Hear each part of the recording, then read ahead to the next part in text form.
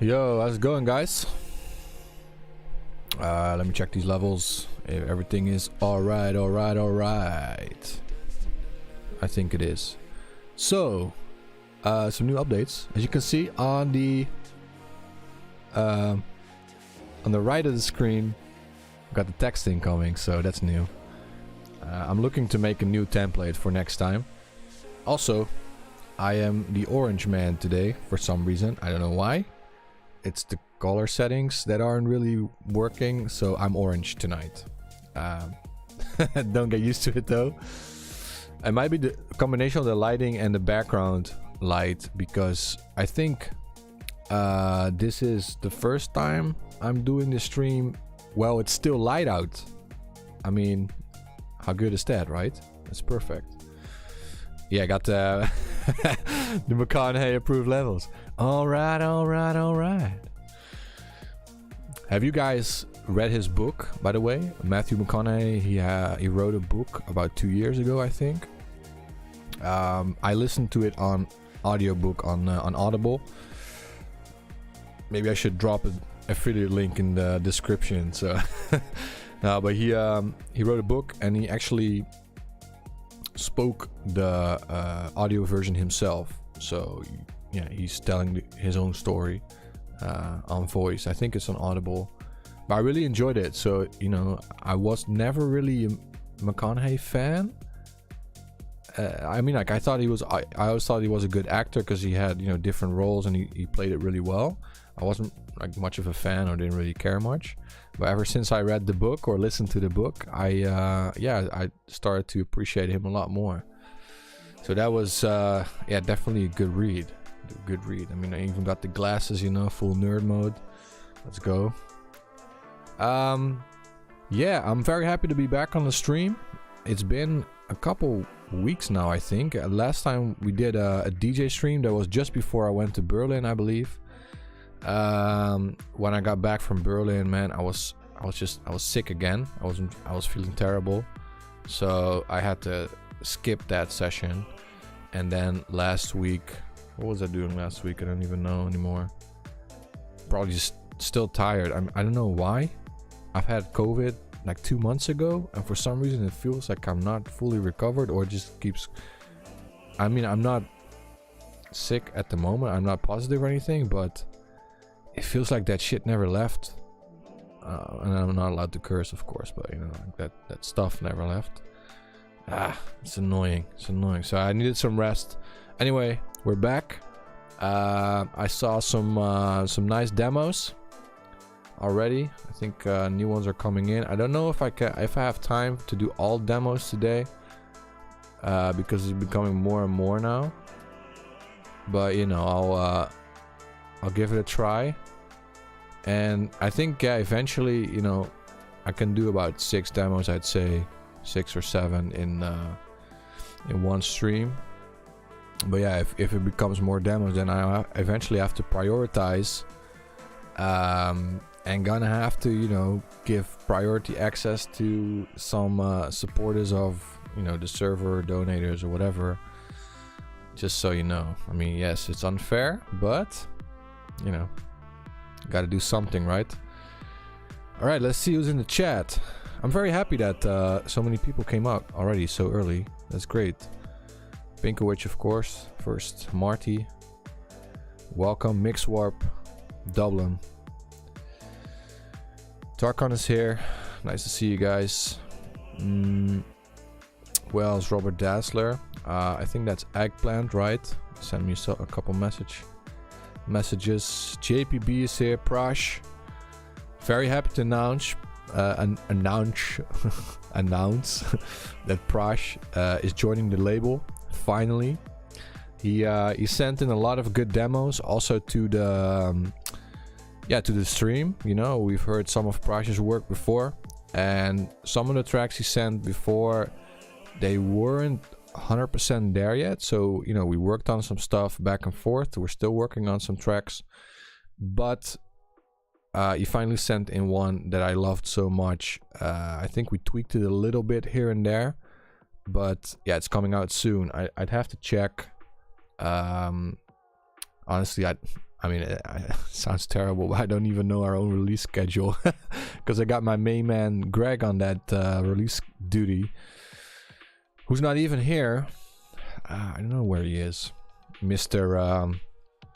Interview with his pizza favorites. So, for those who haven't seen it yet, let me go to Instagram.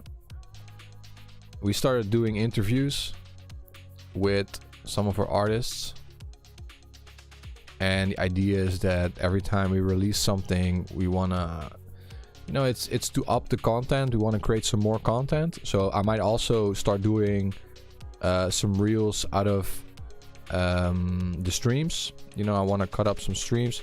So if any of you guys has experience with video editing, or, you know, knows how Final Cut Pro works, stuff like that, send me a message on this on Discord or Instagram, because I might need your help, because I'm looking for someone to, it's not rocket science. All I need is someone that sort of understands the streams, that watches the streams as well, or, you know, gets like some of the good information that you liked from the streams, and cut it up into small videos or small parts. Because what I want to do is I want to take key moments of the stream and then put it out on my YouTube channel, and also on, well, let me adjust it a little.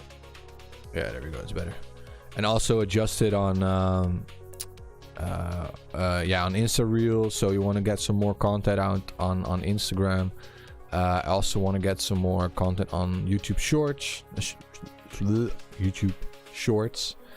and TikTok. Yes, even I have to start using TikTok. I mean, I don't want to, but, you know, it's a sort of necessary evil. Honestly, I do like Instagram Reels just for scrolling sometimes, and I guess TikTok is the same. I mean, TikTok was first. It just has this sour taste in your mouth, you know. But I feel like anyone that's in music that needs to get involved with TikTok, at least to some extent. So that's what we've been doing. You guys might have seen. Well, it's like good coincidence. We have Blank Page, Greg playing in the background now, of course, with Dublin. But yeah, let me go grab that video. So I started doing reels as well. I got a couple. This one, for example, is with my friend Departure and Mitch Decline. Mitch Decline is a techno producer, and Departure is, well, you know him from Parachute that we did together. And that was at Digital Festival. It was insane. So my friend, he works at Digital. He got us some really nice tickets. So if you're watching, thank you, sir.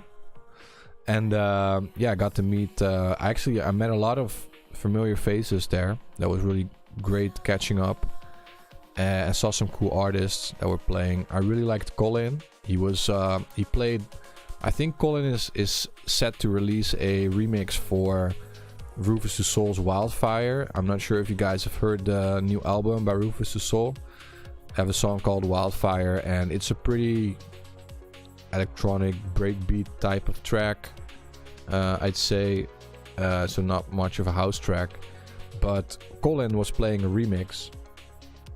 Colin is a guy, I think he releases on Afterlife quite often. And he was playing a remix I was like, ooh, that's interesting, that sounds really good. And then I was trying to Shazam it. I only found the original, and I looked it up online, couldn't find anything. So I have a feeling that it's his remix, and it's probably coming out soon. So yeah, that was cool. But yeah, Digital is a great festival. So if you're ever in the Netherlands and you want to grab a festival, you should check out Digital. So that's DGTL. They also have one in Barcelona, and they're also the organizers of Pleinvrees. I think Pleinvrees is more our type of sound, like very melodic house, progressive. They have guys like Ilke Klein and Frits Kalkbrenner playing this summer. I think it's first week of June. I'm gonna go as well. It's in Amsterdam. The NDSM Werf is what it's called. It's Amsterdam North. So if you're around or you ever wanted to visit Amsterdam, I think that's a great moment to go. Usually around that time the weather's also quite nice in the Netherlands, and the festival is just sick. So yeah, definitely recommend. And of course, if you want to meet up with me, then that would be a perfect time as well. So again, about the videos, if anyone does have any experience, just like, even if you use Sony Vegas, it doesn't really matter. Like, if you know how to work it, it's only your only thing you have to do is cut up videos. So just the timing. I mean, practically you could even do this on your phone, editing the videos on your phone. All it needs to do is just edit, make sure it got, the good sections, cut it up a little, make it a digestible video, put an intro, outro, maybe, perhaps, and maybe some LUTs. LUTs are sort of filters you can apply to your video to make it look better. I don't have any filter on this whatsoever, so sometimes it needs some color correction or stuff like that, and then it makes the videos look much better. Yeah, that's anyway, if any of you guys has any interest in doing so, there's also a compensation for it in the form of, we'll see what the compensation will be. But yeah, let's talk. Cool. All right, so we got mixed work. Yeah, that's awesome.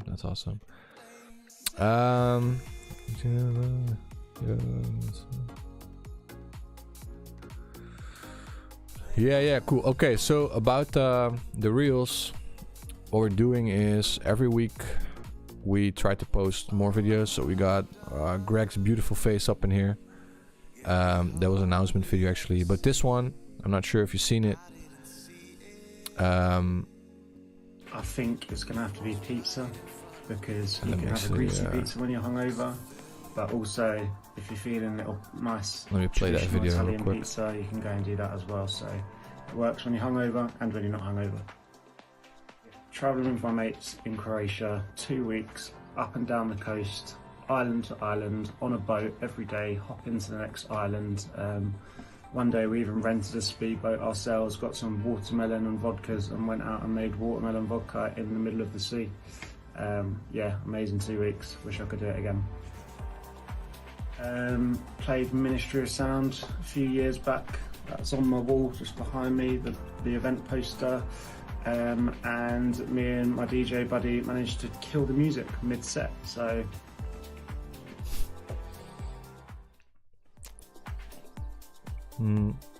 I think it's gonna have to be pizza, because you can have a greasy pizza when you're hungover. Why is it also not? if you're feeling a little nice traditional Italian pizza, you can go and do that as well. So it works when you're hungover. Didn't intend to bring up my Streamlabs. I don't know what's going on. Sorry about that. Yeah, another one. Just simple. So what we do is we take some cool footage, put the song under there, and the other one is the interview. So we have one coming up tomorrow with Joop.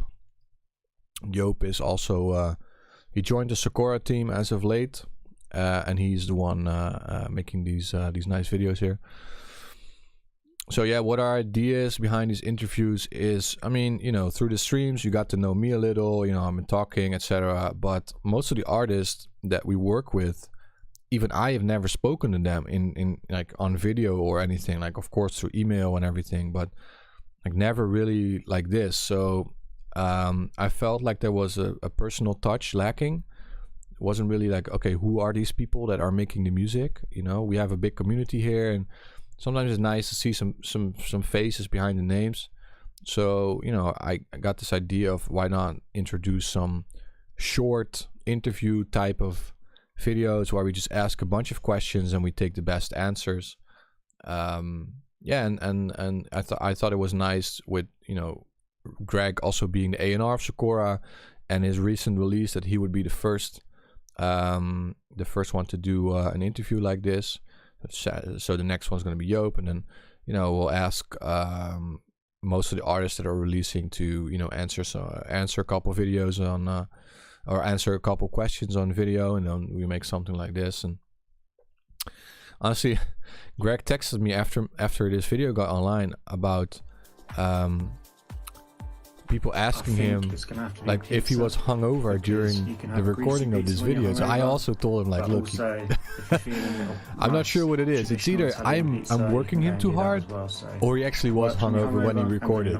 But yeah, traveling with my mates in that's just how he looks like. 2 weeks, up and down the coast, island to island, on a boat every. So yeah, and if you haven't checked it out or haven't liked or followed on Instagram, go do it. It's you might think, oh, it's only one like, but it does help. It helps the algorithm.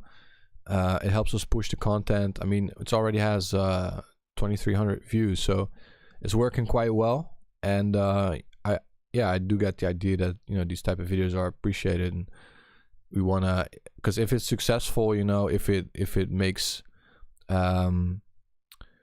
if it's worthwhile to continue doing this type of content, then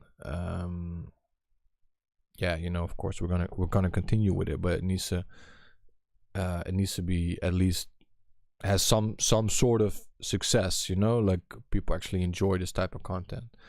So that's great. And also you can always let us know like what you think of it. Also, what type do you like, the interview videos, or do you like like the nature type drone videos that we post? Also, if you make your own videos and tag the music, it's always appreciated.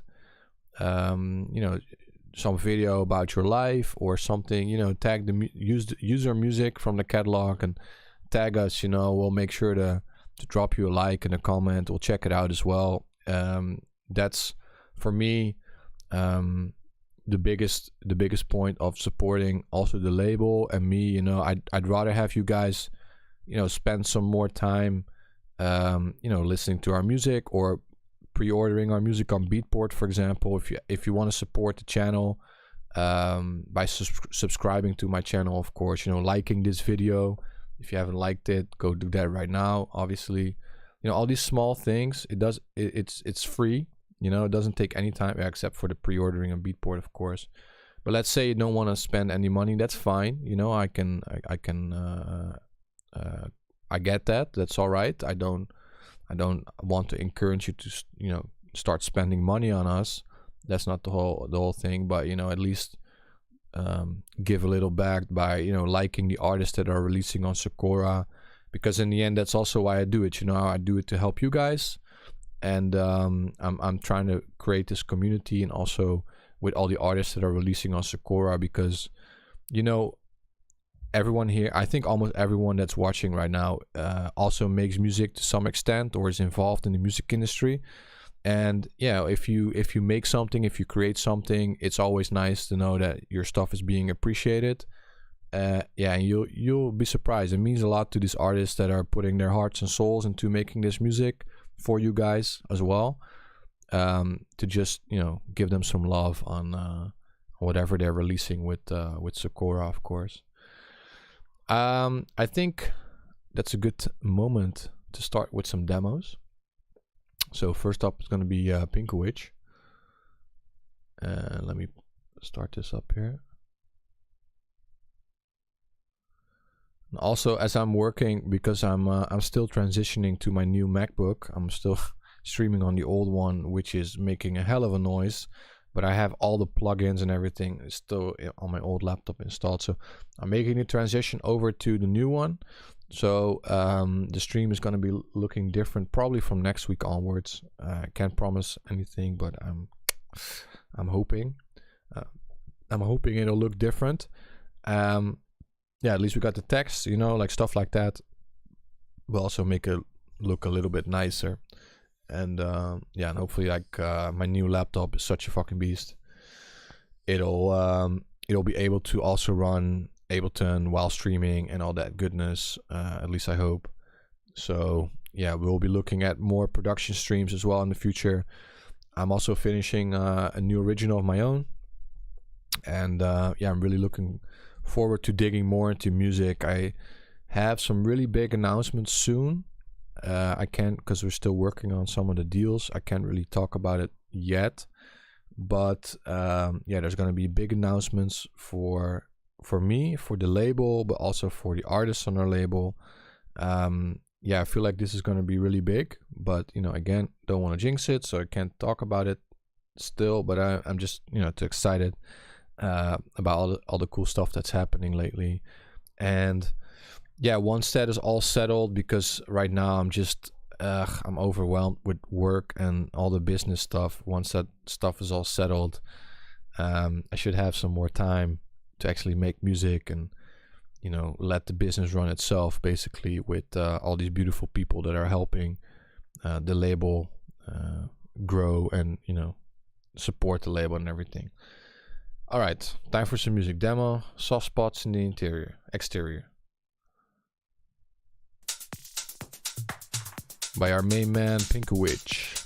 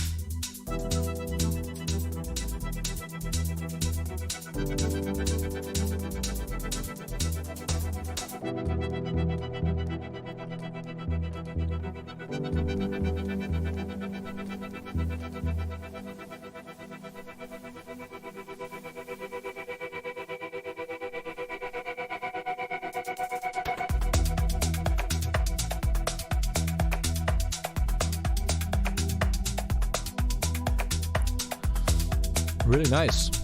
Got some deep underground vibes going.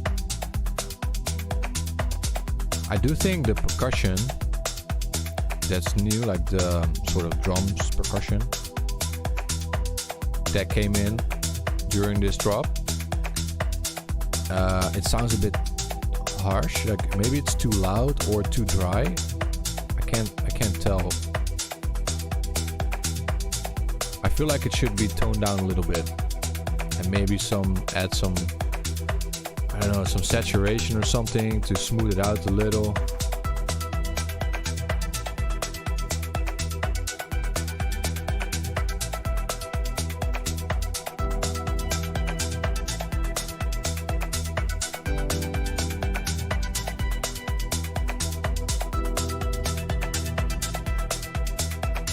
Yeah, exactly.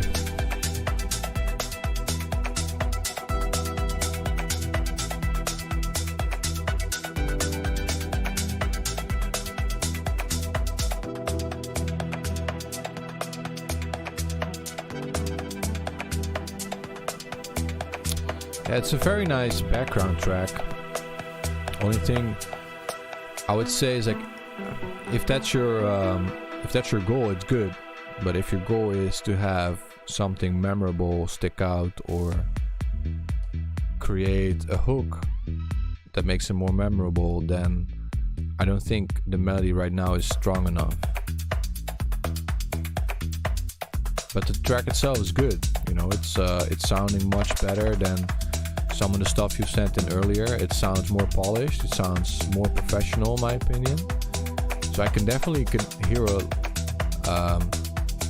in those 3 weeks of absence, I can definitely hear a lot of improvement.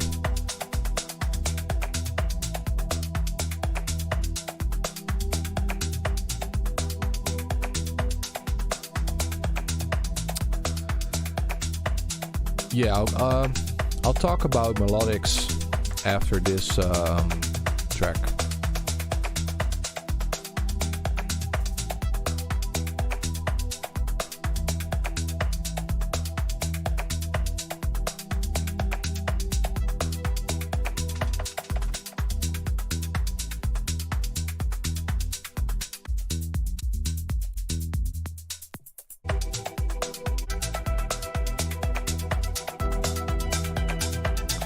I think when it comes to this track, I mean, there's not much for me to say. Like, only thing I would say, I mean, yeah, it's pretty good still. Oh.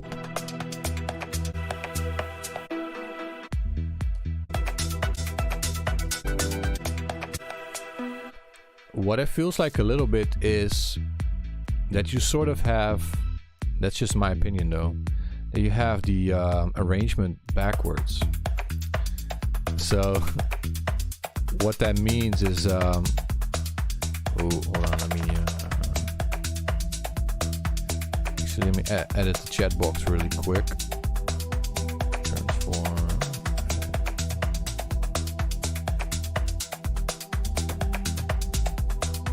Make this 250. Size, let's just do 700. No. Let's just ruin the chat box. 700. There we go.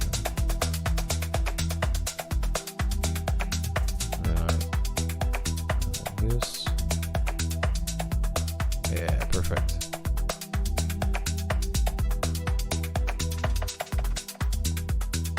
Better. All right. Yeah, so this melody, it's nice, but it's just not strong enough to stand as a hook by itself. And it's fine if you want to have a background type of track, but if you're looking for a track that, you know, sticks out, that has some memorability to it, that yeah, you know, that people will Shazam or look for, or, you know, that will pick it out of a mix, then it probably needs a stronger hook. And oh yeah, what I was saying before was about the arrangement. So it feels like a little bit like you have the arrangement backwards. This part here, because it's like a short breakdown and a minimalistic drop, I usually tend to hear this in the beginning of the track. And then here in the beginning, your first breakdown is quite like substantially longer than your second breakdown, which usually is the other way around. Whereas also your first drop is, you know, quite full because it has a lot of drum elements and all the melodic elements are playing, and this is very minimal. So yeah, that's like arrangement wise, you could look into that. I guess it's just a preference, it depends on whatever you like. And when it comes to the melodic elements, so that's the question you also had in the Discord I saw. Here, if I listen to these melodics, they're cool, but they're the type of background ARP melodics. So there's no real way into, how would I say that? There's no real good or bad way into making ARPs or melodies or whatever, but yeah, some melodies are more present than others, and just are a stronger hook than others. But there's also theory behind it. What I suggest is that you do, I mean, I assume you work in Ableton. I don't know if you have an Ableton Push or something similar. If you don't have Ableton Push, because it's, you know, it's quite expensive, or you don't really know how to play piano well, there's a couple tricks. First, I would, you know, suggest looking into pentatonic scales. So you have minor and major pentatonic. What I tend to do, for some reason, I automatically, okay, so yeah, you have a push, great. You can put your push when you're playing melodics. You can put it on scales, right? And normally you would go major or minor scale. But some songs that have very strong melodic structures, they tend to be in pentatonic scale. So pentatonic scale is, if I'm correct, it's only using a couple notes of a scale that are in sort of perfect fifths within each other. So there's only 5 notes in the pentatonic scale.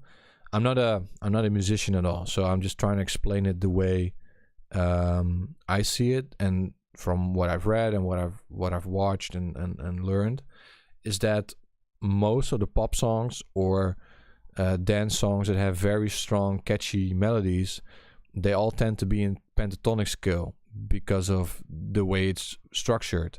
And also, if you want to do arps, you can do like arps with 3 notes, which would be the first, the fourth, and the fifth. Because if you have a fifth, it's always going to sound great. A fifth of any note sounds great, because they're perfect fifths. It just does. And you'll see that a lot of these melodies and everything, they go from 1 to 5 to maybe then changing a fourth or a fifth. So every time, let's say you start on the root note, right, on the first note of the scale, then you can go up or down either a fourth or a fifth, and it will sound amazing. If you go, for example, from the first, you go to the fifth, and then from the fifth, you go down or up either a fourth or a fifth again, it's also going to sound great. And from there, you can probably, by just, going to the notes, you can end up back to the root note, and then you have a full scale melody. So taking that into consideration, which is basically what you would sort of create in a pentatonic scale, if you take that into consideration and you start writing your melodies, I personally tend to do this automatically because, I don't know, maybe I'm a musical genius. Just kidding. But I tend to do this automatically. I go into these notes. I find these notes because they sound very pleasing. And I guess I'm, when I'm writing my melodies, I tend to use these notes more often, whether it's on the keyboard or my push 2. I use the push 2 a lot, especially for writing melodies. I write almost all my melodies on the Ableton push. Sometimes on the keyboard because I do want to learn it, and on the keyboard you can come up with different melodies. But these notes, like the fourth and the fifth note, try to play around with those notes a bit more. And what else you can do is you can start analyzing songs that have very strong, catchy melodic structures, and start analyzing those melodies, start replaying those melodies, start recreating those melodies, or maybe take one of your favorite songs that is very catchy, has a very strong hook. I mean, for example, I think the biggest example would be Lane 8 with his arps, or Le Youth is also a good example because it has like this Lane 8 type of vibe. I think Lane 8 is probably the biggest example in this, where most of his arps, they all have this sort of, they all sound very similar, very, very familiar, because they all work in the same sort of structure. So if you have songs like these that you really like, you can just analyze them. There's also a couple songs of mine that have very strong melodic structures. You analyze the notes that are being played, you write down the notes, you write down the scale that song is in, and then maybe try playing around by using only those notes that you have heard in that song that you really like. It's probably going to be only 3 or 4 notes in some sort of order. You can change the order, you can change the rhythm. It'll probably sound a bit different. Maybe you down pitch it by a couple keys, for example, or you go upward. Stuff like that. You can just play around, and eventually, once you start understanding how other artists are making their melodies, and you start understanding why they are so catchy, then if you recreate it enough times, eventually you will start to understand, internalize it. You'll also start to train your ear, and you will hear why something sounds good. And once you have that sort of subconscious understanding of how the music works, you tend to automatically reproduce it in your own music, but with your own twist. So I'm reading this book. It's really, I mean, you can read it in an hour or so, but it also explains, it's like what's this thing called, about how to copy an artist or something, whatever. But it explains about how if you analyze some of your favorite artists and you really start to understand on how they work, it's not as bad as you think, because we all tend to think like, oh, I need to be super original and I need to, reinvent the wheel. And because the thing is, let me tell you, everything has been done before. All my music as original as I think. Yes, yeah, it's Still Like an Artist. That's the one. As original as I think it is, most of my music is also sort of stolen from somewhere else, because you listen to a lot of music, you take influences from other people's music. Sometimes I even reference songs in my Ableton project. I'm not gonna tell you which ones, but I do. And the thing is, like, everything has already been done before. Even with songs where you think like, whoa, this is so unique or amazing and original, I can 100% guarantee that that artist that made that super unique song has taken experience elsewhere. You know, I think the perfect example of this would be Oliver Heldens' Gecko. So when Oliver Heldens' Gecko came out, it was super original. It was sort of the launch of Future House, you know, where it became super popular, and it created this whole new subgenre of dance music.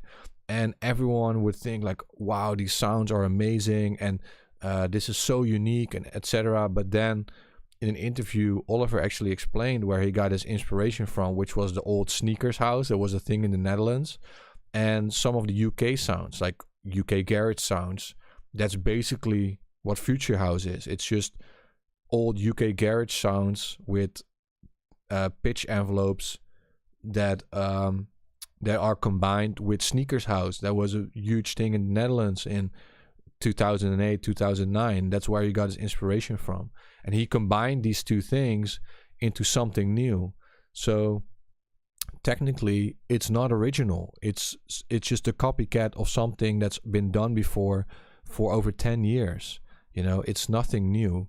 But because the way he combined these things, he became like the poster child of Future House. He became the one that made it big and this new sort of genre. But it was like all the sounds have been done before, and the sort of type of house has also been done before. So the same goes with the stuff that we do, melodic house. I mean, it's just making this cycle again, because the stuff that's coming out now, especially when I was at the festival, like digital, and really listening, I heard like Artbat, for example, playing really cool stuff. But I was thinking, this kind of sounds like Hartwell 2010, sort of. You know, this thing is making a full circle. So the progressive house is coming back, but now it's called melodic techno. It's technically just progressive house from 14 years ago. You know, it's really nothing new. So all these things, they all come back. And I think, yeah, I'm going off track a little, but what I'm just trying to say is, like, don't be scared to copy some other artist, or, you know, get inspiration from others. Analyze how they make their music, analyze it so much that you go crazy, but you really understand how it works, and then you start implementing their tricks, their strategies, and also looking at their inspiration, like where do they get their inspiration from, and then you start implementing that into your music, and for some magical reason your music all of a sudden just starts getting better and better, especially because you're not concerned about, oh, I'm copying someone and I'm not allowed to copy because then I'm a faker, or because, trust me, everyone does it. Even the big artists that you look up to right now, they've all done it. They all copy tracks. The last one I'm going to talk about copying is actually a really nice one, like an interview that was with Triple J, I believe. There's a podcast with Rufus Du Sol on Triple J. That's a really good one that I really enjoyed. It's quite old already. Let me check if I can find it. Triple J, Rufus.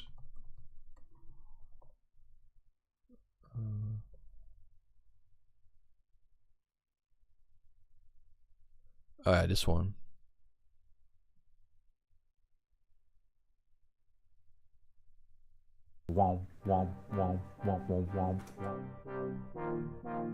We were spending about 6 months in Berlin before we came back to Australia to start work on tracks like Inner Bloom. We were there walking around in every shop. Me and Tyrone stayed back and Chase it, so we wrote. Let's not have an as it like. Further feel like and give it that. Out on the track is actually the Pitch These Shakers referencing David August's track. Yeah, see, there you go. It's really like, so they got this inspiration from this track, from this old David August track. David August track Epicure, and that was also just this really straight, specific, rhythmic reference. Yeah, that's where the whole track came from. Let me play it real quick, because I mean, like, I'm probably gonna get demonetized for this video anyway. Let me play this song.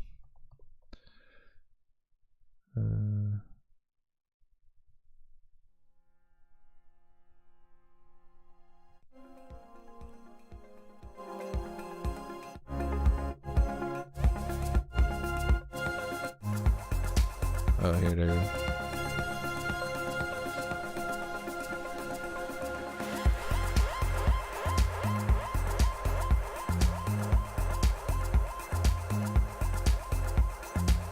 That whole bass line, that whole vibe, that's where they got the track from. So yeah, I mean,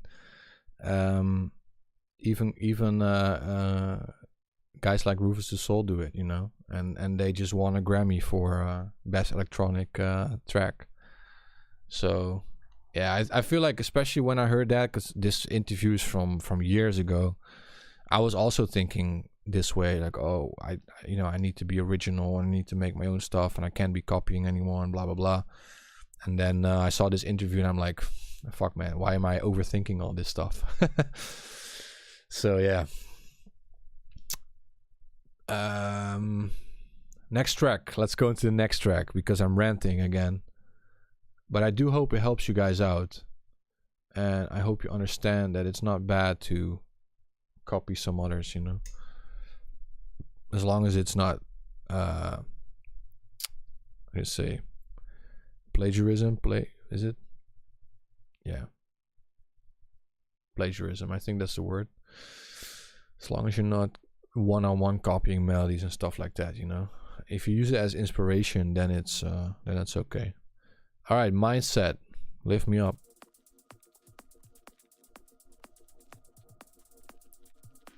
Oh, it's really silent, man.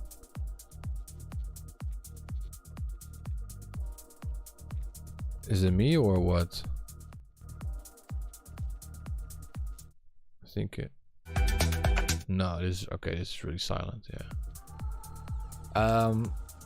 Yeah. Okay. So tip number 1.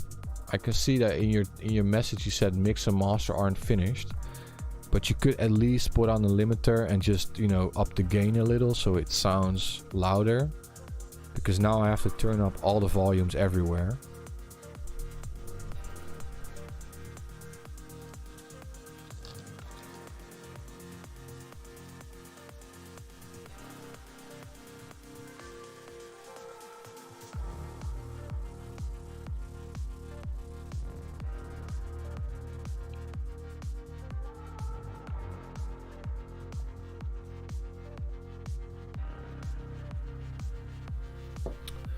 No, it's alright, but just so you know, because now I have to turn up my monitors, and I'm pretty sure other people have to as well.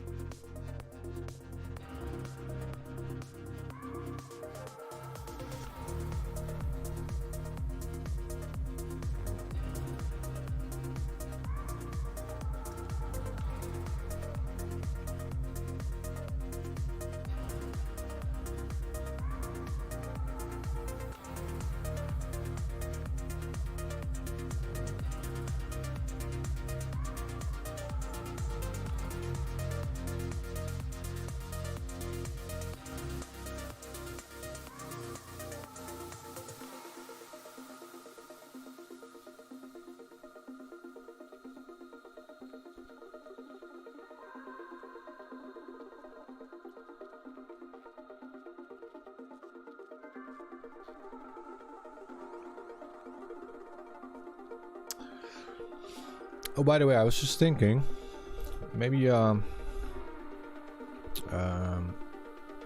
gonna add a new channel. Great channel. Show your face. Text channel. Yeah, great. And upload a file.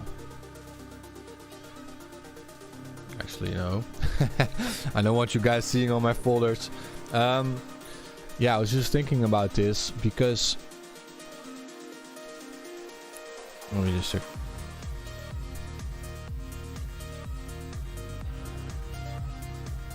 It's really nice.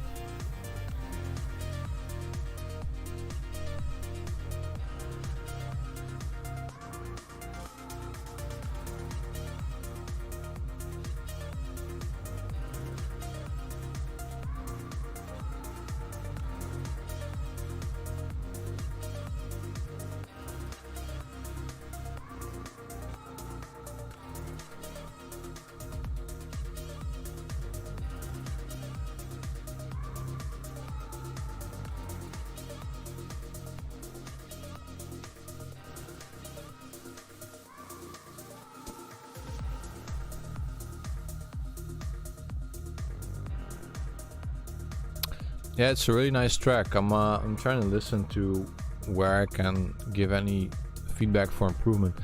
The thing is, like, two things really about this whole. I don't want to flame you or anything about the whole unmixed, unmastered stuff, but to me, it always feels like, because I remember this from way back. Every time I would say, oh, this track is unmixed, unmastered, is you're sort of backing up yourself for critical feedback.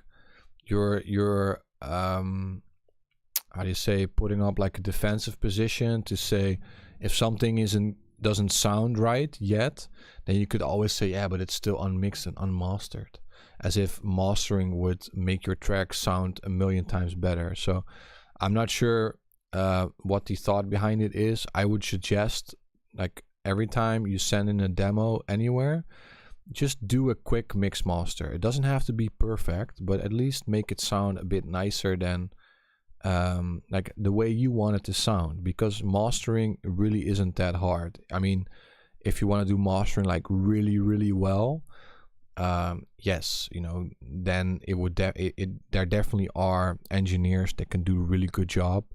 But even the best sound engineer, you can probably get to about 80-90% of their skill level by just applying some plugins, you know. It's really not that hard. So I would suggest for next time, just mix and master it yourself and don't put it in the title, because, you know, we're all producers here. We're all learning. And if your track doesn't, if there's something that needs to be fixed, you can always fix it afterwards. You can always go back to your project and fix it afterwards, you know. So as long as you can do stuff inside the box, and even if it doesn't sound too amazing, you can always later get someone to fix it for you. But right now, for me, it's hard to say, okay, maybe you need to tweak the bass a little, etc. Because if I give you any comment or feedback about how your track sounds right now, you can always sort of fall back onto the whole, yes, but it's unmixed and unmastered. So then all my feedback on the sound quality of your song has no value, because, you know, you could say like, yeah, I was going to fix that, you know. So it's okay to put I know what it's like, you know, getting quote unquote criticized on your work, because it's personal. But I think you need to not view it that way. And just in general, I'm not saying this to you personally, Mindset. I'm saying this to anyone who's watching right now.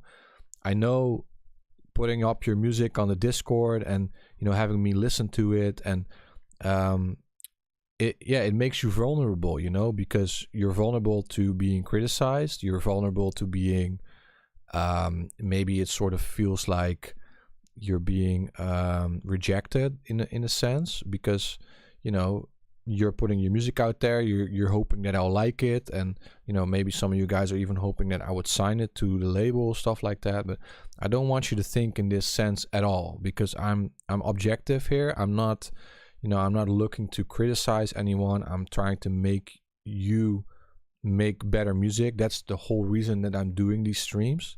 I mean, I'm also spending my free night giving you guys feedback. So at least allow me to give you the full feedback that you might want to look for, you know. So again, it's nothing personal. I'm telling this to everyone who is watching. This is not to you personally. But when you send in a demo, make sure that you have done everything that you possibly can to make it to make it sound as good as possible, because I am not your producer buddy that you just send over a track to like, hey, is this idea cool? I'm not here to check out cool ideas. I'm here to give you feedback on your finished work. So ideally, before you send me a song, you should have sent it to 3 of your producer buddies to make sure that what you have created is the best possible thing you can create to your experience, your skill and knowledge at this time. And then if you have the best possible thing, then you send it in here, and then, you know, we can look at what, from my personal and professional perspective, how can we make this an even better song? That's what the whole goal is for me, because, you know, like, you guys know, I do this only once every week, max. Most of the time it's going to be 2 weeks, so I don't really have a lot of time to give feedback. You can ask the artists on SEKORA. Some of them have been waiting for 2 or 3 weeks.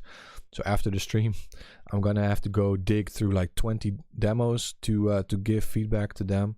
So yeah, my time is valuable, and if you do have my attention, then I really suggest that yeah, you make the best out of it. And again, I know what it's like, because I've always been in that position as well. I'm still, you know, I still feel vulnerable when I share music that I have made with friends or family and whatnot.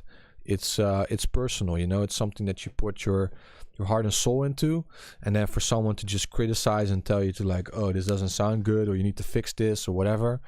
I know what it's like, but you know, eventually you need to realize that if you don't, yeah, make yourself vulnerable to criticism, you're never going to improve. So yeah, always go as far as you can, and definitely try to mix and master your own tracks. If it's something that, if I can hear like, oh, this is a really cool song, it's a good idea, etc., but the mastering is a little bit off, that's not an issue. I can hear that. I can hear what can be fixed. I can also hear what cannot be fixed. As some mixing parts, I think us sort of dance producers and electronic music producers, we need to be able to mix our own tracks, honestly, because, you know, most of the mixing parts already done while you're producing the song anyway, because, you know, you're bussing your groups, you're putting your drums together, you're putting like maybe a compressor or a saturator on your drums, stuff like that. That is already the mixing process, and that mixing process also determines on how your song sounds. I mean, if you really were to pay someone else to do the mixing for you, I guess that's possible, that's fine, but then you wouldn't really be bussing your groups. You would just have a bunch of tracks and everything will be stacked onto each other. Also means that you're not, for example, low cutting all the elements that need to be low cutted to create space for other elements to, you know, pop out in the mix. All these little things that we always talk about on these channels, but also, for example, what Jules talks about on this channel, everything about making your song sound better or nicer is already mixing. So I can hear, for example, what you've done in your track here. You've already mixed it. It's not unmixed. It's already been mixed because you've been working on, you know, the levels of different sounds, etc., stuff like that. So yeah, I'm gonna end the rant here, but I hope you understand what I mean. So just make the song as you want it to sound, start to finish, everything you possibly can.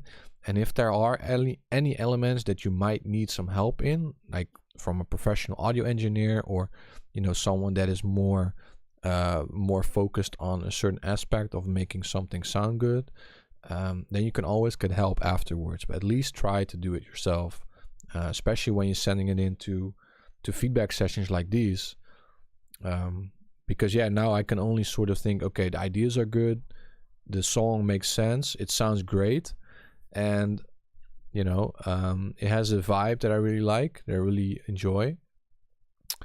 Arrangement, maybe you could have the end like extend a little bit more, so you make it a bit more DJ friendly. That's the only thing I would add, really. Everything else sounds great, man. I like the idea, I like the sounds. I just think it needs to be polished up a little, to get that finished sound. And yeah, from there, then I can fully judge it to to its full extent. But before that, it's kind of hard, you know. I like the vocal melodies, and the bass line is good. I don't know, maybe the bass line sounds a little bit muddy, so I would check maybe the low end if everything is mono on this bass, because what tends to happen with these basses sometimes, it sounds very stereo, and that's fine if your top layer is stereo, but make sure that the bottom layer, the sub layer, is mono.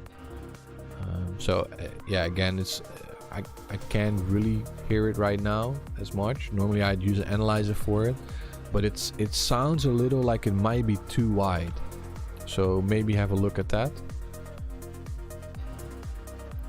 And I also think this track could maybe benefit from an extra melody, like a top melody. So now you have the ARP and you have the vocal hook, right? And I think if you have a top melody that sort of counters the ARP a little, then you can create a hook that's more memorable. Because right now you have these ARPs going, and that's cool. But it's sort of, after a while, it fades out a little. So having like a counter melody with a different rhythm than the ARP, not as super fast ARPy way, but just like a pluck melody, for example, as a counter, that could be really nice. I feel like with this track.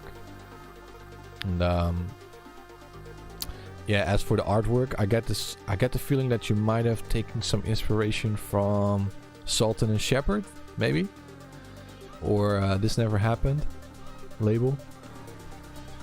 Just a feeling.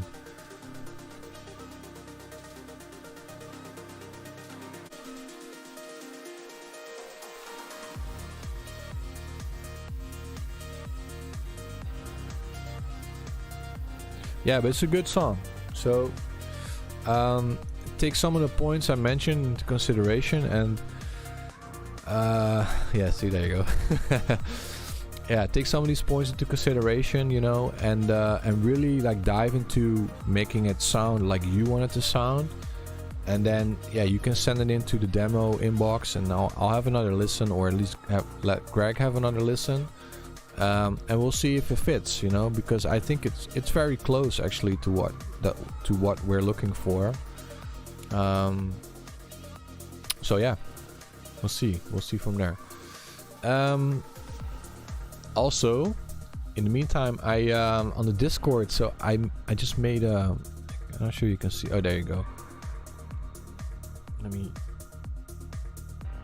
Yeah, so I made a new channel called Show Your Face, and yeah, it would be nice because now we have all these names, you know, especially like lately a lot of new names coming in.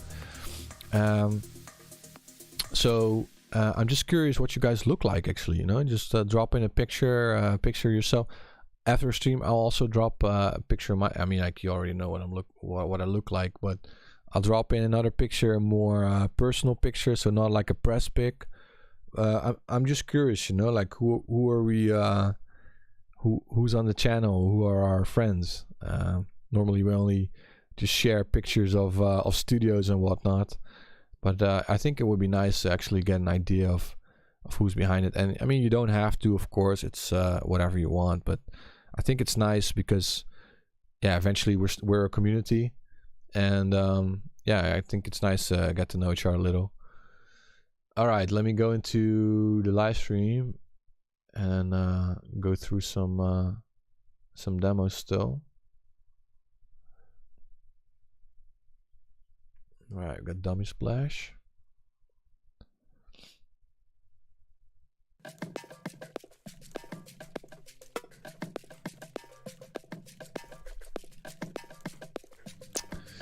We got Double Dipping, Dummy Splash, Transcendence Remix, 100 BPM, C minor on the work call.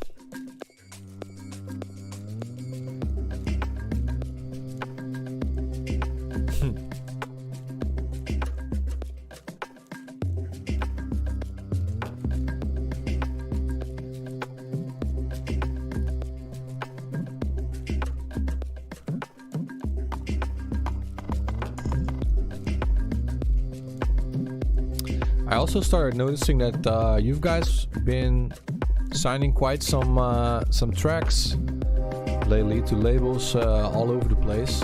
So congrats on everyone that signed a release lately, whether it be with SEKORA or anywhere else. Of course, I always appreciate it if you send it to SEKORA first. But nonetheless, I'm really glad that all the familiar faces in the chat and also on the stream are actually signing tracks to labels now. So that's really cool. If you, however, if you sent one of the demos to my stream before, just make sure to whitelist my channel, please, so I don't get the claims. I'd like to have the claims go to our own artists. I mean, not that these videos make any money at all, but still.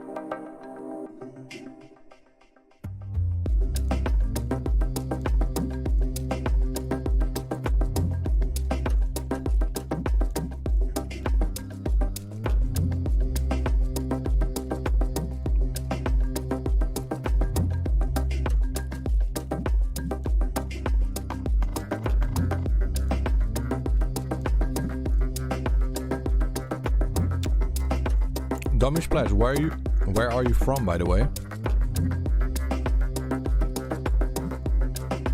I don't think I ever asked.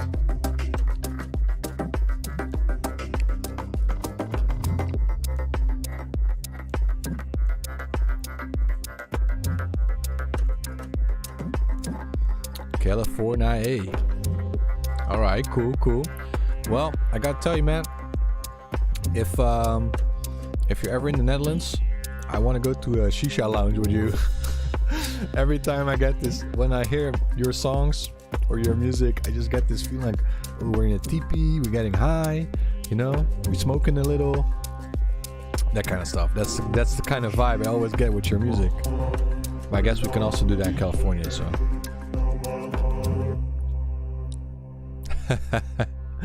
Yeah, for sure. So where in California do you live?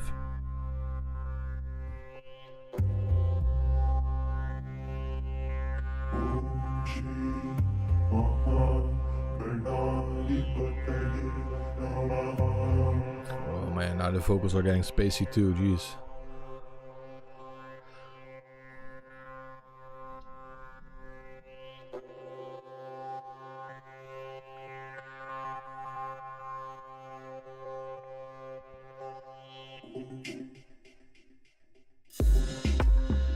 Yeah, I can see why.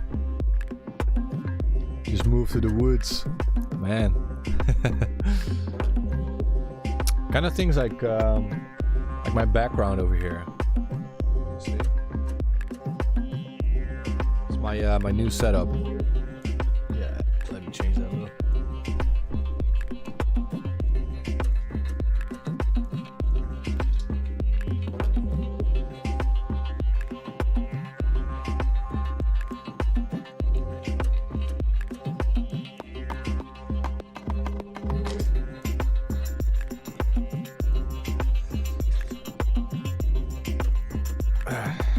Yeah, I totally understand, man. I have the same feeling as sometimes you just want to get away from the city, from all the hectic craziness, you know, get some rest, peace and quiet, be surrounded by nature. I mean, I do have all these beautiful trees outside my window, so that makes me happy, but then I see all the cars moving past, and that kind of makes me sad again. So it's this combination, technology and nature.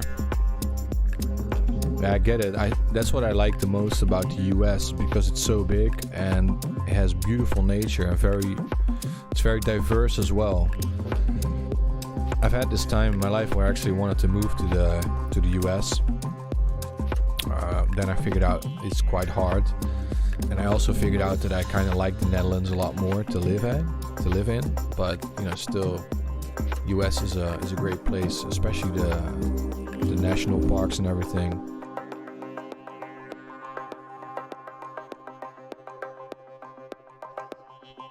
Oh, that's great news though. Did you go?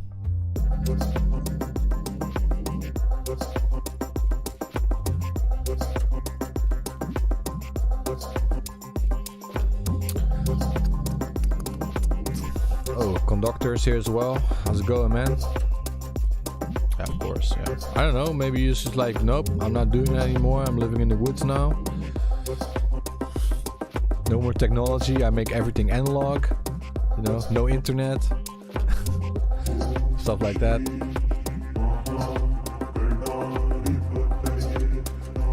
Yeah, but I like this a lot, and I mean, it's hard for me to sort of judge this music because it's it's quite different from what I make. But as far as I heard, it's not much I can add. I mean, arrangement sounds good, mixdown sounds good, all the percussive instruments, they make sense.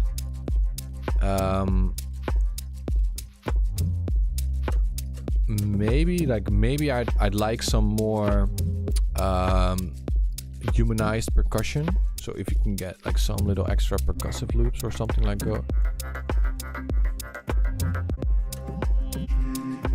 Because now it's just a lot of just that one offbeat hi-hat and a clap, so it repeats itself a lot.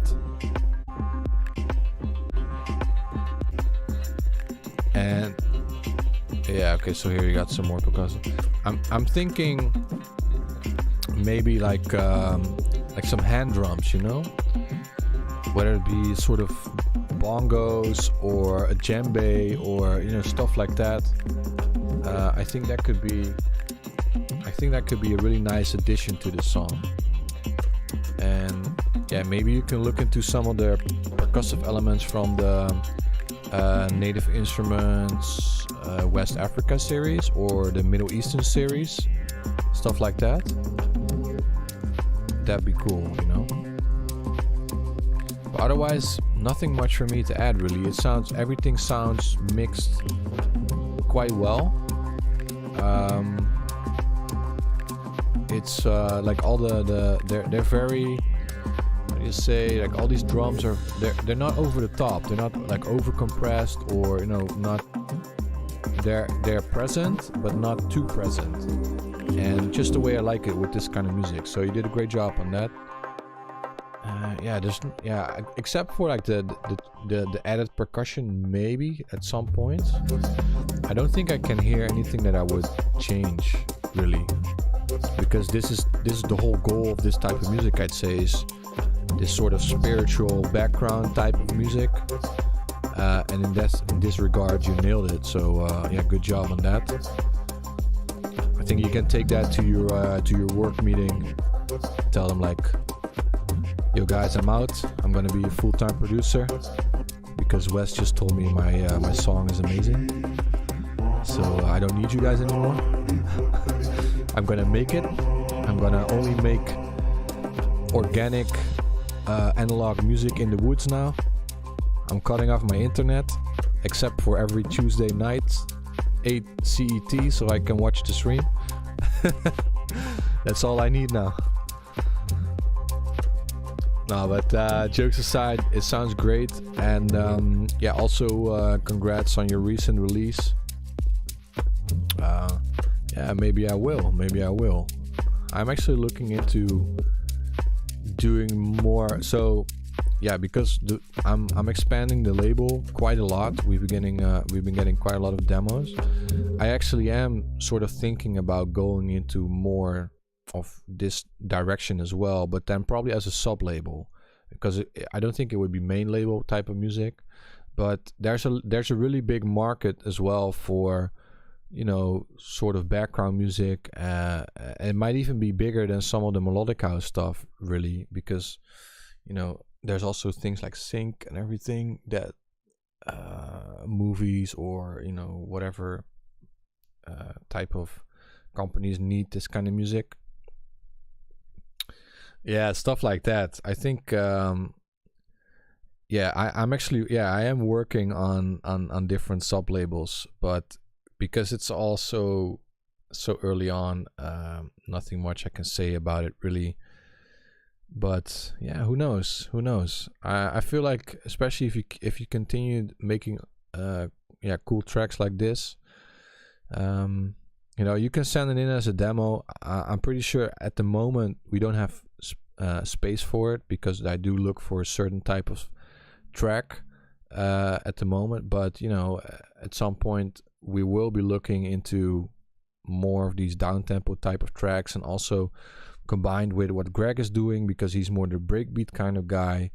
I feel like if we have a more down-tempo type of sub-label, it would really work with SEKORA, because also what SEKORA stands for is, the nature, the woods, sort of spiritual journey kind of stuff, getting high with your buddies. No, that's not that. We don't we don't do drugs, guys. We don't do drugs. No, but just kidding. But I think like a whole spiritual journey type of stuff, that's also what SEKORA is for. It's very touching music, very spiritual music, and this is just could be a nice subgenre. So I will definitely take it into consideration in the future. So yeah, good. SEKORA deep, man. Yeah, SEKORA beats, SEKORA deep. Can you imagine? Then we start doing SEKORA beats and SEKORA deep, and then I send over the releases to Anjuna, and they're like, "Wow, really nice sub labels you got going on there. I wonder where you got the inspiration from." All right, let's go into the next one. I do wanna. Oh man, we're already. I think we have like 30 more minutes left, so I'm probably gonna have to cut out one or two. Yeah, sorry, Deepal, but this. First of all, if you're sending in tracks, you need to send in either a Dropbox link or a SoundCloud link. So like, don't send in don't drop in files on the Discord. But yeah, I'm gonna finish with probably one of Robert's releases. I'm only gonna do one. How much do we have? So we have Prosh. Yeah, we can go through these. Okay, I'm gonna put on Prosh's track and then go into Dublem's comment about our good man Greg. Sad eyes.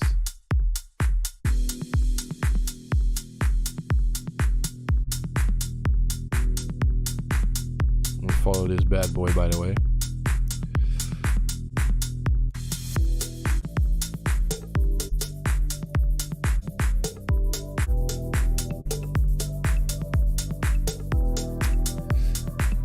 I like the slow build up, but I do think the drums are a bit lifeless, I would say. It feels like there's no swing to it, there's no groove, no rhythm. I mean, I know it's minimalistic drums because it's an intro, but it's just, I don't know. I feel like, especially with your vibe and the tracks that you usually send, that there's a bit more groove to it. So maybe look into that a little bit.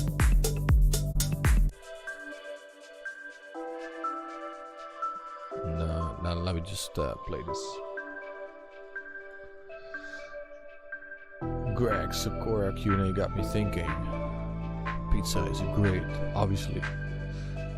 But can it really be someone's favorite food? At blank page. I feel like this is a good voiceover for this track too.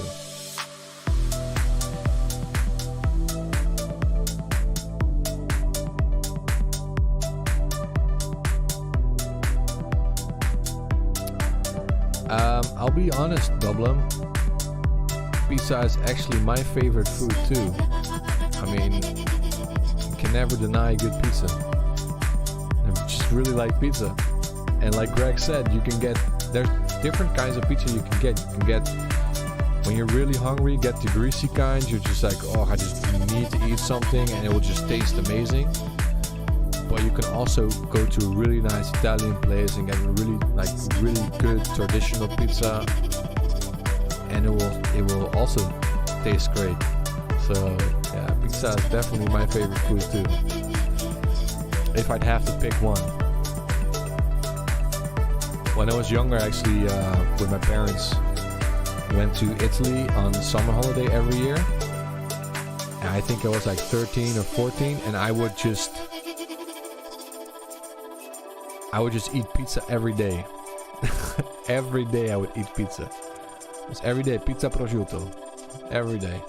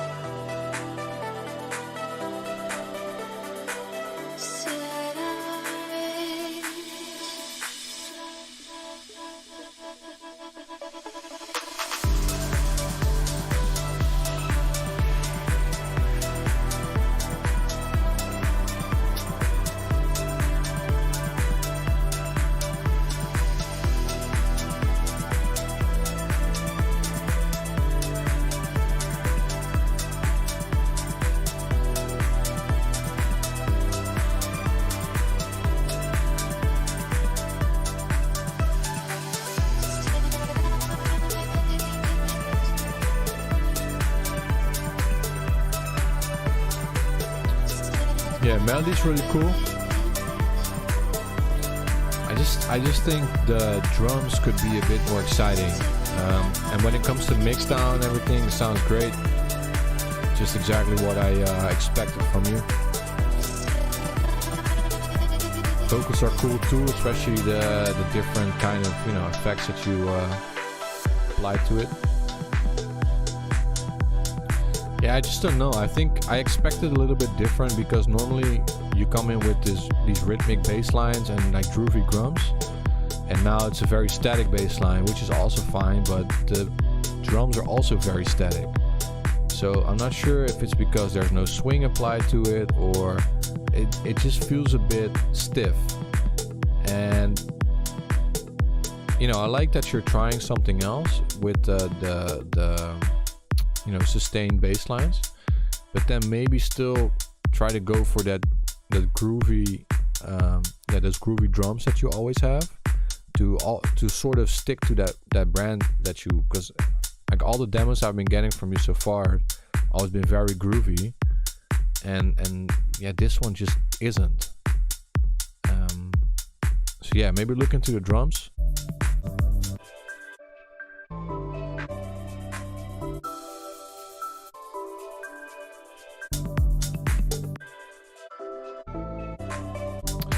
And also, what I tend to look for more now is with these first breakdowns that are a bit more, they're a bit smaller, a bit more minimalistic. It would be nice if you have some of the drums or rhythmic elements continue to play throughout. So, for example, this part could use some of the drums that are in here. So you still have the rhythmic elements, and then the main melodies are coming in or being introduced. Then it goes to the first drop, and then the second drop. That's where you have your big breakdown. You have your chill moment, right? But I feel like this area could use a bit more drums. Whether it just be some hi-hat or some rhythmic element, just something, but not be completely silent. Because this just completely takes out any rhythm the song has. So yeah, look into that. Maybe like add some drums from here. But I do suggest you you redo the drums, or at least some parts of it, to make it more interesting, a bit more, yeah, just a bit more groovy, really. Look if there's any swing on them, you know, apply some swing, add some, maybe some little shaker loops or some percussive loops, something that, you know, just really, yeah, really gives it that Prash feeling that I was looking for. The fact that I'm already saying Prash feeling, you know, is already a good indicator or a big compliment. I would say that most of the time when you send in demos and I check them, they already have a specific sound. So I think that's a really good indicator. Yeah, so that's it. I think that's the one. I think if you fix that, and we'll definitely be glad to have another listen. Okay. Next up, what do we have? Okay, so we've already gone into this this writing melody stuff. Okay, we got mix warp.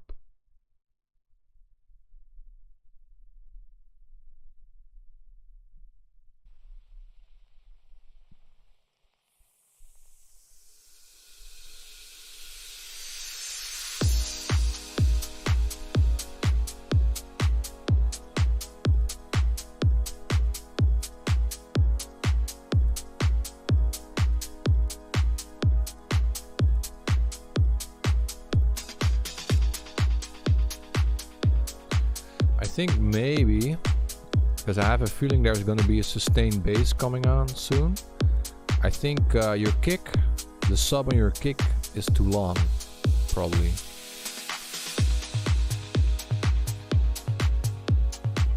And the kick might be a little bit loud as well, so maybe readjust that a little. It's very overwhelming right now.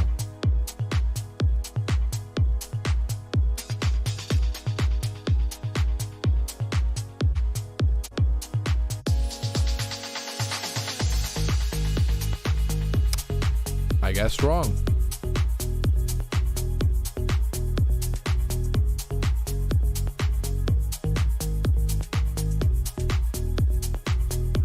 This is really nice old UK sound.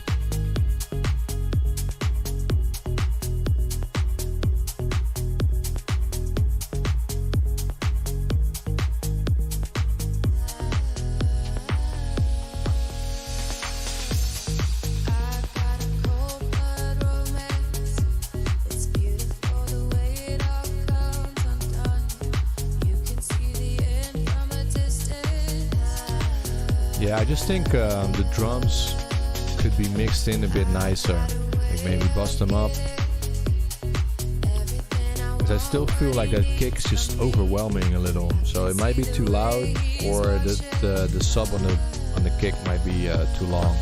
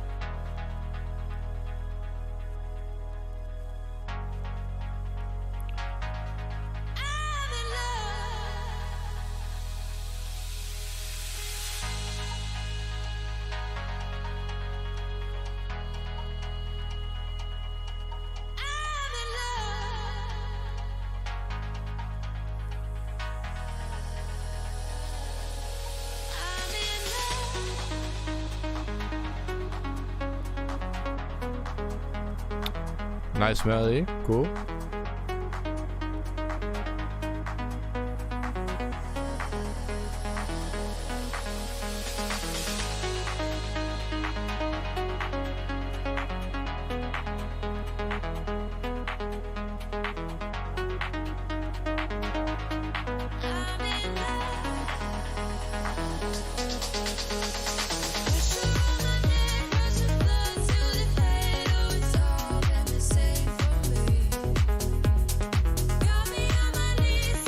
I'm kind of feeling this song. I mean, it needs some work here and there, but I'm getting it already, and I can definitely hear a lot of improvement, especially from the songwriting angle, because the bass line is, it's pretty catchy. Sounds are good. Nice top melodies. It's different from what I've heard from you before, Mixwar, but yeah, I like this. It works with the vocal, it has this a bit of a poppy edge to it, but it works. I do think you might have to look into arrangement. I think it can be a bit shorter. And since you're going for a poppy sound in this track, I don't think it's a bad idea to actually make a pop arrangement then too. I mean, you can still make it in a sense of a dance track. Maybe grab some examples of, like tracks of Aluna George or Diplo or stuff like that. These, because the way that they do it, they make pop dance tracks, but they still sort of do it in a way where it's acceptable in dance. Yeah, some of the breaks could be shorter, and so the way I see it is that what I tend to do is the first breakdown I do a bit shorter, so I guess that would be somewhere around here. There's not really a breakdown, so that's something that you could implement. Also, there's different reasons for it, right? For having these little breakdowns as well in between is also to give a sort of signal to the DJ, like, look, there's something coming up. You create some space before the drop, so the drop has more impact. That's something I suggest doing around here. And then, the second breakdown, it's not the length, it's not too bad, but if you make like the length of the breakdown is not a certain, like, there's no rule to say how long a breakdown should be. If you want to make a 15-second breakdown and it makes sense, go ahead.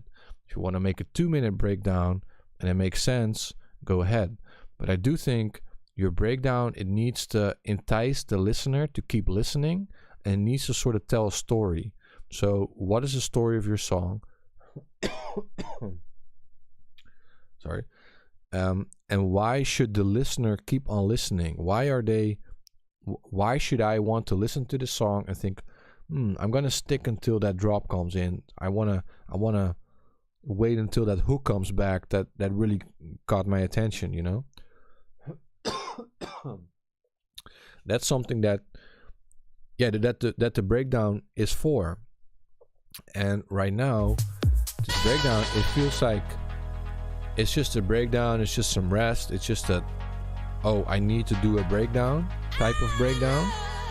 It's not really a breakdown with a purpose. So when you go back into the project, you need to think about what makes it interesting for the listener to keep on listening. Why should they keep on listening? Stuff needs to change, stuff needs to happen, and they need to be invited for that hook, for that drop that's coming. Because the hook and the drop is actually, it's pretty good, it's very catchy. It needs some tweaking here and there when it comes to mixdown and maybe mastering, mixdown in particular. But it has its purpose, so it's more polishing. And but if that breakdown before that drop sort of really invites the listener to stick around, then automatically your drop will also become better, because it's the way that they work together. So that's something that I cannot tell you to, you need to add another layer to those chords. You could make the chords fuller. Yes, that would make it sound better, but it's more about that feeling that you want to generate. So whether you make it shorter or longer, that doesn't really matter, but it's more, when do I implement the vocals? Does it make sense to now implement the vocals? When am I introducing a new lead, or when is that melody coming in? All these type of things, they need to sort of make sense from a listener perspective as well. And you as a producer need to tell your story to make it more interesting. It's the same. Let me give an example. So when you're talking to your buddies in a bar, there's always in your group of friends, there's always this one guy or girl or whatever who can really tell a story and everyone is listening, right? And there's always this friend that doesn't know how, that might be very interesting, very friendly, very fun guy or girl to be around, but they're just terrible at telling stories. And when they tell a story, it just doesn't really make sense. You're just like, when is the end of this story? Like, where is this going? Like, there's no setup, you know, and you're just like, do I actually want to hear it? Like, do I actually want to listen to this story, or do I just want to go on to the next story because my cool buddy over there, he can tell a story, you know, and I want to, he can, you know, he can talk about how he, I don't know, took a dump somewhere and it would still be interesting, right? Yeah, that's a sort of example. I'm not saying that your story is bad. I'm just saying that, yeah, there's a certain skill to storytelling. Like, you have people that can really tell a good story, and some people they just don't know how to do it. So they need to learn, and it's something you can learn. And as with music, same goes with music. You're telling a story, and with experience, eventually that story becomes more and more interesting. So that's the mindset I want you to create. When you're creating a breakdown, you're telling a story in your song. You're setting up yeah, it's like the setup of a story. You're setting up for what is to be expected, to that climax, to the joke, you know, to the pun, to the moral of the story, so to speak. And that's what you're creating here. Again, I'm not saying it's bad. It just needs some tweaking, and I want you to understand this idea when you start to create more music, or when you make more music. And this is a tip for anyone that's listening. Yeah, view it as a story, and like, what is the purpose of this breakdown? Where is this going? How do I make it more interesting for the listener? And once you internalize that, you'll start to notice that, okay, I'm going into the breakdown now. I got like do I need some silence or no? Do I want to continue? So sometimes in the beginning you want some silence because you want to, like, you know, you got that downlifter, you want some chill. Other times you just want to keep on going. You keep the drums rolling, you know, and then you go into a breakdown that way. You got some chords coming in, you know, you're filling in those chords. You're making those chords a little bit bigger. You're opening that cutoff filter. You're like, okay, what's coming? And then, you know, those vocals start coming in again. You're introducing that new melody. The listener's like, okay, this is cool. I heard the vocal before, but this is a different setting. So I'm curious to what's coming. Oh, wow, that's a new little melodies got coming in there. It's like, okay, this melody, where's this melody going? I'm not sure, but I kind of like it, but I don't know where it's going. So, all right, I guess I'll just stick around. I'll stick around to what's coming. Okay, cool. He's building it up now. Drums, you know, it's got some anticipation going. We got some tension building. Like, all right, I'm liking this story. I'm liking this track, you know. All right, what's the clue? What's the drop? What's the climax? And then your drop hits and you're like, oh, this is awesome, man. This is cool. But it makes it so much more powerful because you've been building that anticipation up throughout the breakdown. And yeah, that's the whole moral of the story that I wanted to give you with this. And that goes for anyone that's listening, you know. With every track that you make, what's the point? Where is it going? What's the story? And I feel like if you go back into your track with that idea, then you can fill out this breakdown much more, and it will start to make more sense too. And automatically your drop will also become much better. So yeah. But again, I think of most of the tracks that I've heard of yours, I like this one the best because from a songwriting perspective, it sounds good. You know, it has this catchy bass line, cool melodies in there. I think arrangement just needs a little rework, and maybe fill out some of the chords, especially like these pads here. You know, these pads can be a lot fuller. You know, like be like a bit more present. Same goes for that melody. You know, make that melody a bit bigger, go crazy, put some delays, some echo on there. Really make like people like, ooh, this is cool, man. Like, ooh, what's gonna happen now? And then you got this melody coming in, you know. So this melody is a key point. You need to work towards that. So you need to like build some anticipation until that melody comes in. Make that belly a little bit brighter, maybe, you know, a bit more presence. And then you build it, start building here. You know, got some shakers or drums or you know, a snare roll coming in. As cheesy as it sounds, you know, bring some tension. Snare roll will really work here. Maybe some white noise. You know, do all the tricks in the book. But yeah, cool track, man, cool track. So yeah, just continue working on it. Maybe also get some second opinions of some producer buddies, you know, send it around a little. See where it goes. All right, Mr. Robert Dassler, we have time for one more track. So you decide, is it gonna be Smile Before You Die or It Has All Ran Out? Which one do you like? You have 5 seconds to reply, otherwise I will choose one for you.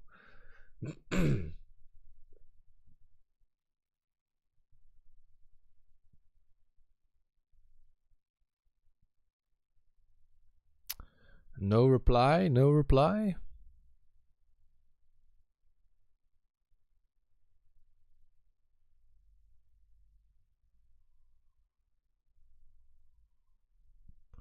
All right, then I'm gonna go with It Has All Ran Out. Yes.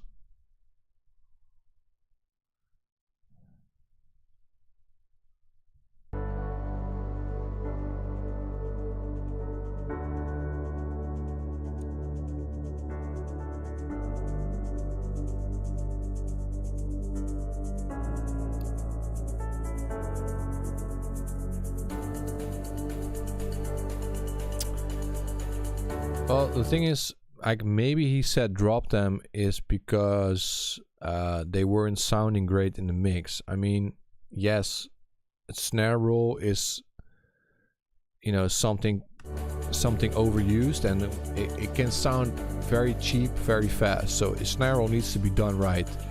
It's not a question of just dropping in a sample and go, you know.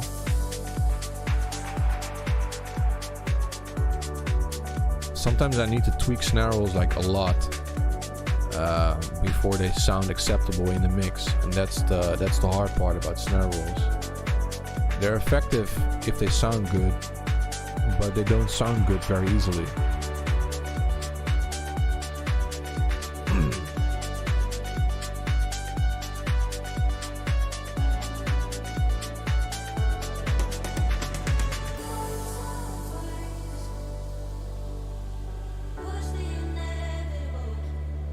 I like his vocal.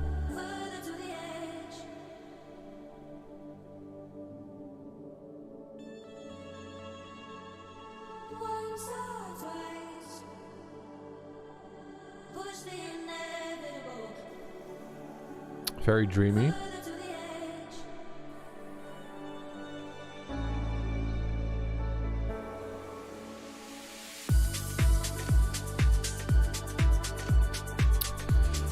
I think the kick is maybe a bit boomy. It's very like boom, boom, boom, boom, boom. It doesn't really create a lot of space for that bass line to come through. It's very overwhelming. So I'd look into the low end of this kick a little, shorten the kick, and maybe take the volume down a little bit. I think this is something that I recently got more into. Yeah, the kick needs to be shortened for sure. I guess I got into it a bit more quite frequently. So normally I would pick kicks that already sound good in my tracks. On a subconscious level, I would pick them. But then I learned. Someone, like, I think it was on some video or whatever, that said that, you know, sound designers, when they make their kicks, they make it a bit longer so it's a multi-purpose kick. But most times If you want, you're gonna need a shorter one. So especially if you have a long sustained bass, shorter kicks are most likely better than longer kicks, because you have long kicks with sustained bass. It's just bass all over the place. It's not something you want. It's going to be a very muddy low end. So you need to shorten that tail of the kick, so you get that punch, you got that initial bass kick really. But the length of the kick is variable. So you need most of the time when it's sample pack kicks, you need to shorten it yourself by either dragging that audio file into Ableton and shortening it, or going into like the sampler and then the adjusting the release, for example, stuff like that. You need to change it a little. So I think in one of my production videos I showed you guys how to do that with LFO tool, how you can shorten your kicks. So I think if you go back into some of my streams, of my older production streams, there's like 3 or 4 of them, you probably need to skip through it a little.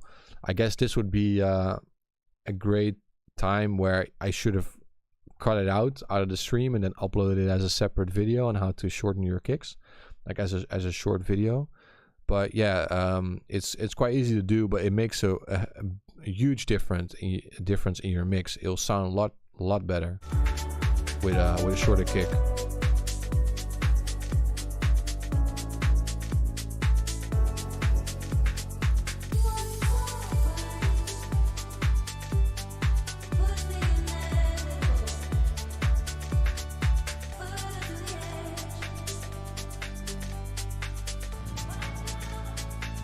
Really nice bass sound too. I think the bass sound could shine a little bit more by either I don't know if it's just one sound that you use, but I think it could benefit from an extra layer on top that has a bit more distortion and fuzziness, and a bit more, which is a bit wider. So you have your lower your lower bass sound, which is more mono, especially underneath 130 hertz. Everything should be mono in my opinion. But yeah, then you can have a top layer which is a bit wider and has a bit more distortion, so there's a bit more fuzziness on top. And if you want to fill it out even more, what you can do is you can you can add a fifth. So in your synth you can actually add, most of the time, when you add an extra oscillator, you can add it as 5 semitones up, and then you add a perfect fifth. You mix it in just like 30, 40, maybe 50%, and then it will fill out your sound a lot more actually. So stuff like that can really help. Yeah, hold on.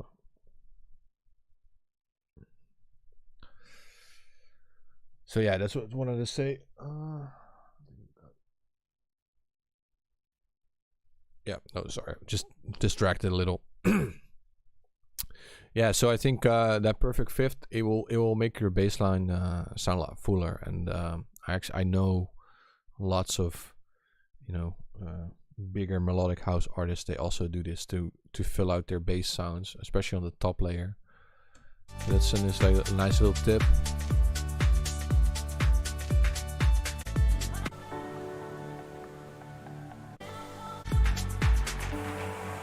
Yeah, and also the transitions, I feel like they could be a bit smoother, because right now you're just using a downlifter, like I would always call these kind of things like standard Vengeance sounds.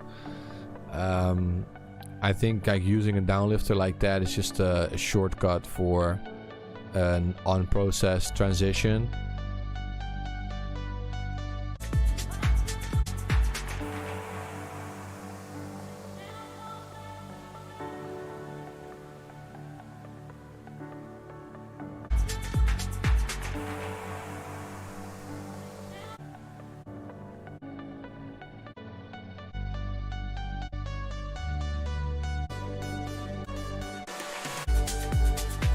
Yeah, so what I mean with the transition is that instead of dropping in samples to sort of fill out your transitions, what you can do is either you let some of the drums ring out, like they keep on playing a little, or you add a automation to your synths. So at the end, for example, that vocal sound, you could add a delay or a reverb and then automate it. Or you can use a send. For example, I usually use sends. So I have like this one send with an echo, I have one send with a delay, and one send with a big reverb. And then at the end of these transitions, I just, automate the send, so it sends a lot to the echo, for example, and then it sort of smooths out this transition. And it really works well in this type of music because it makes it very dreamy as well. And if you do stuff like this, then you don't even need samples anymore to fill out these spaces, because you're essentially creating your own samples.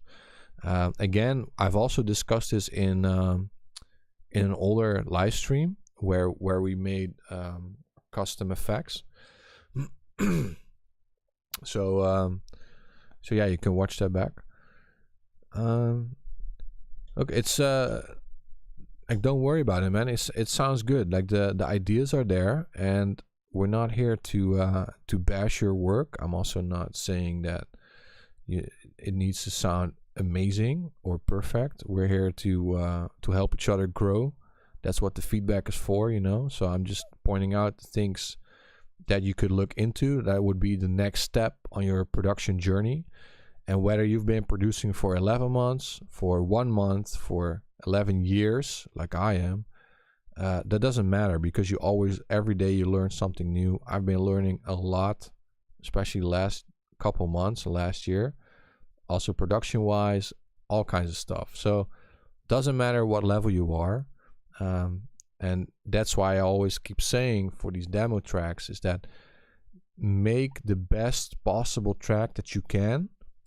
That's the one that you send to me, because then I know you have put in everything you can do, and then I can really take you to the next level by giving you feedback that actually improves on what you are missing yet, or what are you missing right now. For example, I sometimes see demos from artists that I know can do better, and then they send in tracks and they're not 100% finished. And I feel like if it's not 100% finished and I give you feedback, then it could always be something like, oh yes, I was going to add that later. I'm like, why didn't you just add it in now so I don't have to give feedback on that part anymore? So yeah, I mean, it might sound a bit harsh sometimes, but I say this it's coming from a good place.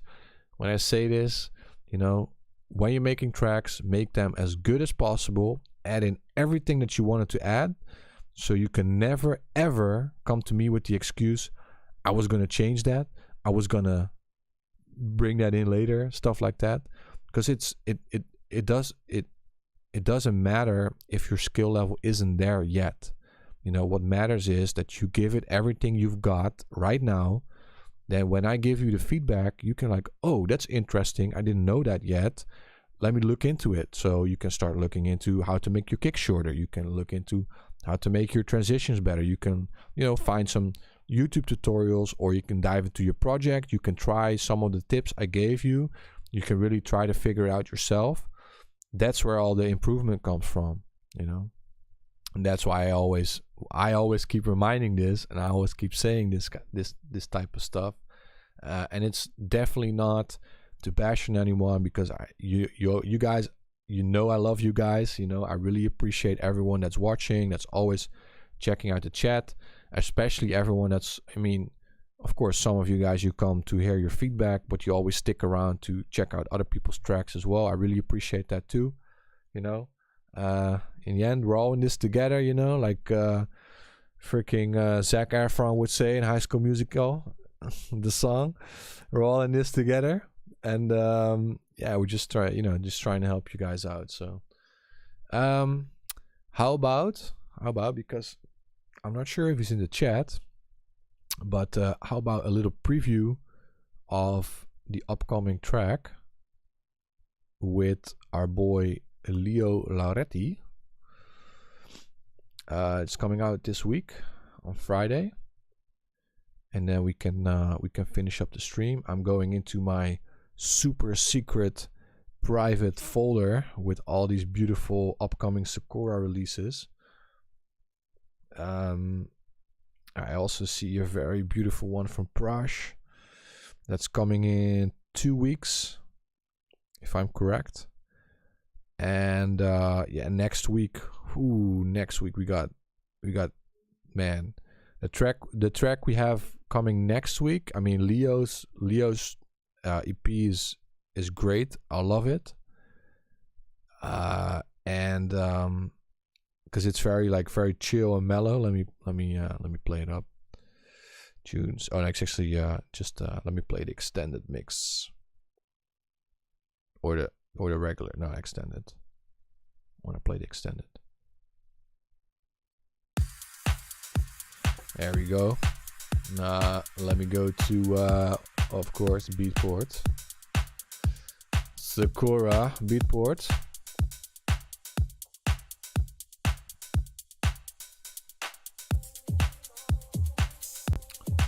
Yeah, so if you guys want to support the channel, you can do that by pre-ordering this release right here. Junes.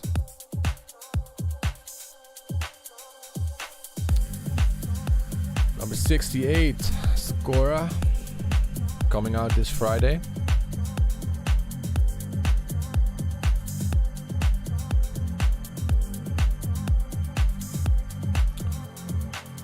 Yeah, and the week after we have a remix coming out of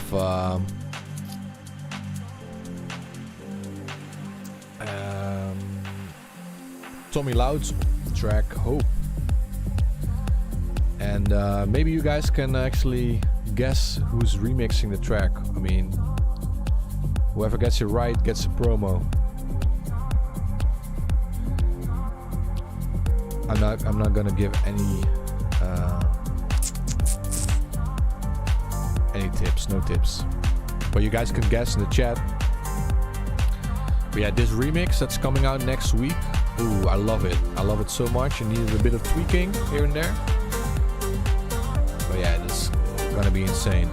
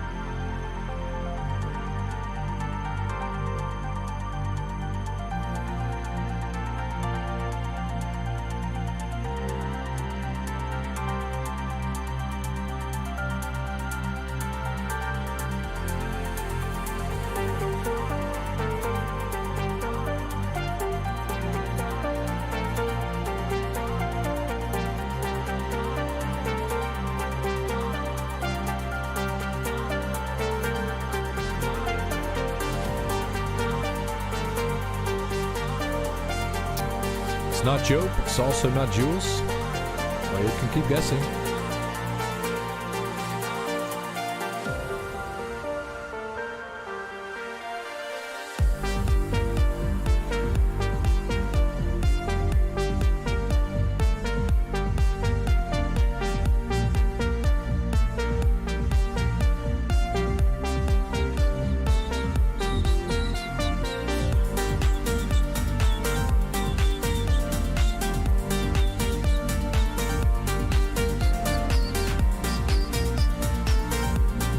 Also not Nick, and it's also not Greg.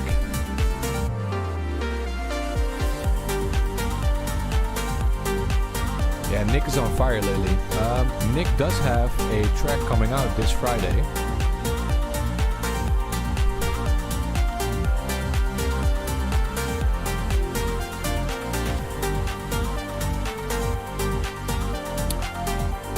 It's also not me. No. I'm working on original work at the moment. I have one collaboration I'm working on with Jaco Diaz, actually. I'm also working, I'm working on another collab, but that might not become a collab, so I'm not gonna say who it is because I don't want to jinx that stuff. But the one with Jaco Diaz is something that we are working on, so that's definitely a thing. Also not Light Below, also not Floa. But yeah, we also have a lot of Light Below coming up. Light Below is gonna do a collab with Joop again soon. They're working on a lot of music, which I'm really happy about. It's really cool to see them back in action. I'm actually working on a couple original tracks. So it's an existing signee of SEKORA, yes, but it's not a very. He hasn't released a lot of tracks, so you can go into the catalog. There's a couple of guys in there that haven't released a lot of songs, but this remix, that's definitely one of my favorites so far this year. That's going into the record box for sure for the gigs. What was I gonna say? Oh yeah, so I'm gonna do a little shout out for Nick. Nick has been one of the biggest releasers on SEKORA, except beside Light Below and myself. I think Nick has released the most tracks on SEKORA beside us two. And actually, maybe Nick already released more tracks than I did on SEKORA. Damn, this dude's on fire. But anyway, he's self-releasing a track this Friday. I mean, he's free to do that. I suggested he sign it to SEKORA, but sometimes